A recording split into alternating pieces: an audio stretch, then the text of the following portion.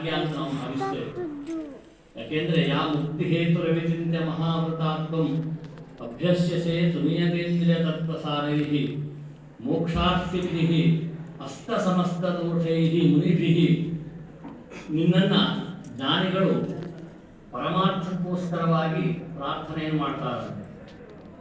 ಸಾಮಾನ್ಯ ಮನುಷ್ಯರು ಸ್ವಾರ್ಥಕ್ಕೋಸ್ಕರವಾಗಿ ಪ್ರಾರ್ಥನೆಯನ್ನು ಮಾಡ್ತಾರಂತೆ.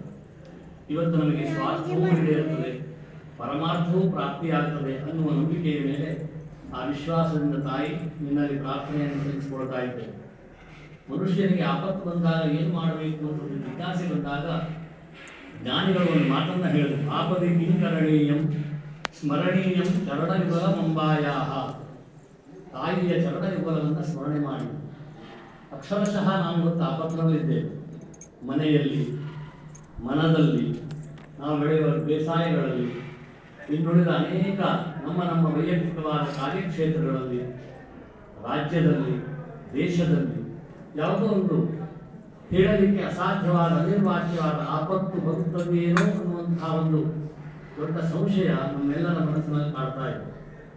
ಈ ಸಂದರ್ಭದಲ್ಲಿ ಏನು ಮಾಡಬೇಕು ಅಂತ ತಿಳಿದುಕೊಂಡ್ರೆ, ತಿಳಿದುಕೊಂಡ್ರೆ ನಿನ್ನ ಪಾದವನ್ನು ಸ್ಮರಣೆ ಮಾಡಿದರೆ ಆಪತ್ತೆಲ್ಲವೂ ದೂರವಾಗುತ್ತದೆ ಎನ್ನುವುದು ಋಷಿಗಳು ಭವ್ಯ ಪರಂಪರೆ ನಮಗೆ ಹಾಕಿಕೊಟ್ಟಂತಹ ಮಾರ್ಗ. ಆ ಮಾರ್ಗದಲ್ಲಿ ಬಂದಂತಹ ನಾವು ಅತ್ಯಂತ ಸುಲಭವಾದ ಉಪಾಯವಾದ ನಾಮ ಸಂಕೀರ್ತನೆಯನ್ನು ನಿನ್ನೆಯಿಂದ ಇವತ್ತಿನವರೆಗೆ ಮಾಡಿ ಪೂರೈಸಿದ್ದೇವೆ. ಭೀಷ್ಮಾಚಾರ್ಯ ಧರ್ಮರಾಜನಿಗೆ ಮಹಾಭಾರತದ ಕೊನೆಯಲ್ಲಿ ಒಂದು ಉಪದೇಶವನ್ನು ಮಾಡ್ತಾನೆ. ಧರ್ಮರಾಜ ಯಾರು ಅತ್ಯಂತ ಸುಲಭವಾಗಿ ಭಗವಂತನ ಅನುಗ್ರಹವನ್ನು ಪಡೆಯುತ್ತಾರೆ ಎಂದು ಹೇಳಿದ್ರೆ, ಯಾರು ನಾಮ ಸಂಕೀರ್ತನೆಯನ್ನು ಮಾಡ್ತಾರೋ ಆ ನಾಮ ಸಂಕೀರ್ತನೆಯಿಂದ ಎಲ್ಲ ರೀತಿಯಾದ ಧರ್ಮಾಚರಣೆಯ ಜೊತೆಗೆ ಸುಲಭವಾದ ಫಲವನ್ನು ಕಲಿಯುಗದಲ್ಲಿ ಪಡೆಯುತ್ತಾರೆ. ತಸ್ಮಾತ್ ಸಂಕೀರ್ತನಂ ವಿಷ್ಣು ಜಗನ್ಮಂಗಲಮೋಹಸ. ಜಗತ್ತಿಗೆ ಮಂಗಲವನ್ನು ಕಾಣಬೇಕು ಅಂದರೆ ಮಂಗಲಮಯನಾದಂತಹ ಆ ಮೂರ್ತಿಯ ಧ್ಯಾನವನ್ನು, ಸ್ತೋತ್ರವನ್ನು, ಜಪವನ್ನು, ಭಜನೆಯನ್ನು ಮಾಡಬೇಕು. ಕಲಿಯುಗದಲ್ಲಿ ಸುಲಭೋಪಾಯ. ಬಹುಶಃ ನಮ್ಮ ಹಿರಿಯರನ್ನೇ ನಂಬಿಕೊಂಡು ಸಪ್ತಾಹ ಕ್ರಮದಲ್ಲಿ ನಡೆಸಿಕೊಂಡು ಬಂದರು. ಆಮೇಲೆ ದ್ವಿದಿವಸ, ಪಂಚದಿವಸ, ಕೊನೆಗೆ ಒಂದು ದಿವಸದ ಪರ್ಯಂತರವಾಗಿ ನಾಮ ಸಂಕೀರ್ತನೆಯನ್ನು ಮಾಡಿ ಇನ್ನು ಕೆಳಗಾರದಿಂದ ಸಮರ್ಪಣೆ ಮಾಡ್ತಾ ಇದ್ದೇವೆ. ಈ ಒಂದು ಪೂಜೆಯ ವಿಧಾನದಿಂದ, ಈ ಸ್ತೋತ್ರ ಪಾರಾಯಣದಿಂದ, ಈ ಭಜನೆಗಳಿಂದ ತೃಪ್ತರಾದ ಪ್ರಸನ್ನರಾದ ನೀನು ಎಲ್ಲರಿಗೂ ಕ್ಷೇಮಾಭ್ಯುದಯವನ್ನು ಅನುಗ್ರಹಿಸಿಕೊಡಬೇಕು. ಇವತ್ತು ಬೇಕಾದದ್ದು ನಾಳೆ ಬೇಡವಾಗುತ್ತದೆ, ನಾಳೆ ಬೇಡವಾದದ್ದು ಇಂದು ಒಂದು ಬೇಕಾಗಿರ್ತದೆ. ಹಾಗಾಗಿ ಯಥೇಚ್ಛಸಿ ತಥಾಕು. ಈ ಮಕ್ಕಳಿಗೆ ಏನೆಲ್ಲ ಕೊಟ್ಟರೆ ಸಾಕು ಅಂತ ನಿನಗೆ ಅನಿಸ್ತದೆಯೋ ಹಾಗೆ ಅಷ್ಟು ನೀಡಿದರೆ ಸಾಕು ಅಮ್ಮ. ನಿನ್ನ ಮಡಿಲನ್ನು ಸೇರಿದ್ದೇವೆ. ಆಪತ್ತನಿಂದ ದೂರ ಮಾಡು, ದುಃಖವನ್ನು ದೂರ ಮಾಡು, ದಾರಿದ್ರ್ಯವನ್ನು ಉಪಶಮನಗೊಳಿಸು.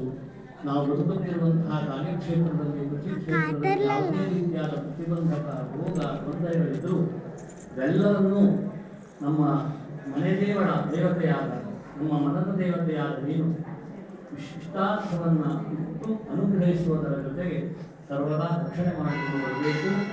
ನಾವು ಸ್ವಾರ್ಥಕ್ಕಾಗಿ ಅಲ್ಲ, ಪರಮಾರ್ಥಕ್ಕಾಗಿ ಕೇಳ್ತಾ ಇದ್ದೇವೆ. ಸ್ವಾರ್ಥ ಅನ್ನೋದು ಸಂಸಾರವಾಗುತ್ತದೆ, ಪರಮಾರ್ಥ ಅನ್ನೋದು ಜ್ಞಾನವಾಗುತ್ತದೆ. ಹಾಗಾಗಿ ನಮ್ಮ ಸಂಸಾರವೂ ಸರಿಯಾಗಿರಬೇಕು, ನಮ್ಮ ಪರಮಾರ್ಥವು ನಿನ್ನಿಂದ ಅನುಗ್ರಹಿಸಲ್ಪಡಬೇಕು. ಆ ರೀತಿಯಾಗಿ ನಾವು ಮಾಡಿರುವ ಎಲ್ಲ ಸೇವೆಯನ್ನು ಸ್ವೀಕರಿಸಿ ಸಕಲ ಭಕ್ತ ಸಮೂಹವನ್ನು ಸರ್ವದಾ ಸರ್ವಾತ್ಮನ ಯಾವ ಕಾಲಕ್ಕೂ ಕೈ ಬಿಡದೆ, ತಂದೆ ತಾಯಿಗಳು ಮಕ್ಕಳನ್ನು ಕೈ ಹಿಡಿದು ಹೇಗೆ ನಡೆಸುತ್ತಾರೋ ಹಾಗೆ ಪ್ರತೀಕ್ಷಿಷ್ಯಾಮ್ಯಹಂ ಪ್ರೀತ್ಯ. ನೀನು ಹೇಳಿದ ಮಾತುಗಳನ್ನೇ ನಂಬಿಕೊಂಡವರು ನಾವು. ನನ್ನ ಮಕ್ಕಳನ್ನು ಪ್ರೀತಿಯಿಂದ ನೋಡಿಕೊಂಡು ಹೋಗ್ತೇನೆ ಅಂತ ಹೇಳ್ತೀಯ.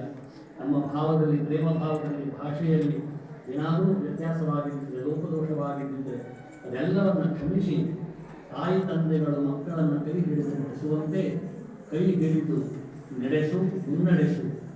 ಸರ್ವಾರ್ಥವಾದಂತಹ ಪರಮಾರ್ಥದೆಡೆಗೆ ನಮ್ಮ ಹೆಜ್ಜೆ ಇರುವಂತೆ ಇದು ಮಾಡು. ದಿವ್ಯ ಗುರುಗಳ ಸಾನ್ನಿಧ್ಯದಲ್ಲಿ ಮತ್ತೊಮ್ಮೆ ಪ್ರಾರ್ಥಿಸ್ತೇವೆ. ಇಹ ಮತ್ತು ಪರಕ್ಕೆ ಕಾರಣೀಭೂತವಾದಂತಹ ಸಕಲ ಕ್ಷೇಮಾಭ್ಯುದಯವನ್ನು ನೀನು ಅನುಗ್ರಹಿಸಿದೆ ಅಂತಾದರೆ ಮುಂದೆ ನೀನಿದ್ದೀಯ, ನಮ್ಮ ಹಿಂದೆ ಗುರುಗಳಿದ್ದಾರೆ. ಗುರಿ ತಲುಪಲಿಕ್ಕೆ ಇನ್ನೇನು ಬೇಕಮ್ಮ, ಇಷ್ಟು ನೀನು ಅನುಗ್ರಹ ಮಾಡಿದರೆ ಸಾಕು ಅಂತ ನಿನ್ನಲ್ಲಿ ಪ್ರಾರ್ಥನೆ ಮಾಡಿಕೊಂಡು ಈ ಒಂದು ಪುಷ್ಪಾಂಜಲಿಯನ್ನು ನಿನ್ನ ಶರಣಾಲಯಕ್ಕೆ ಸಮರ್ಪಣೆ ಮಾಡ್ತಾ ಇದ್ದೇವೆ. ಹರ ನಮಃ ಪಾರ್ವತೀಪತಯೇ, ಹರ ಮಾತಾ ಕೀ ಜಯ. भ्रान्त्यायन्योनमधिगतं तत्सर्वं क्षम्यतां देवी प्रसीद परमेश्वरी अनेन भजनोत्सव कर्मणा करुणात्मिका दुर्गा परमेश्वरी प्रीयतां महिषमर्दिनी प्रीयताम् ओम तत्सत्।